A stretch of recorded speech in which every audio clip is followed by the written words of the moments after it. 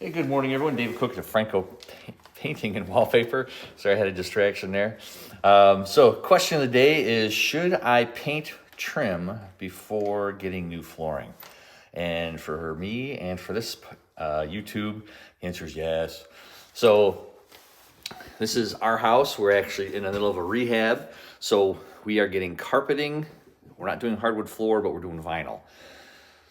All the trim that was in here was all either oak or painted that dark walnut. So you can kind of see where that crack is up there. The inside of that door, we haven't painted that one yet. So that dark color is what all the trim was. So it had been a while since anything was done with it.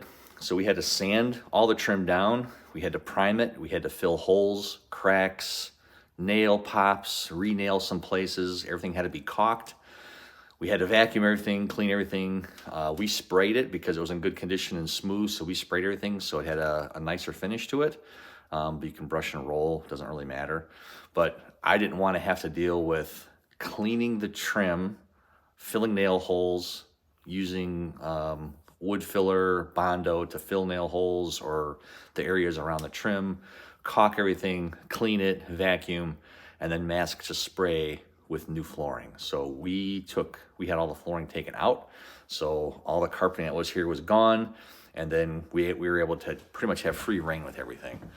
And on the rest of the house, this will be we'll just use this room. So in this room, all the trim that was here, it was raised up, and you can see where the trim was raised right there by the old floorboards. So the one thing we did was take all the floorboards off, and then we had to drop them, and almost all of them we had to drop about an inch and a half. And then after we dropped them, we had to go on the bottom and we had to use drywall compound. We had to patch all along there where the gap was, and there was like layers of paint or what have you that just never got touched. So we had to do all that stuff also. And then we're gonna put vinyl flooring in, so the trim now has something to butt up against to.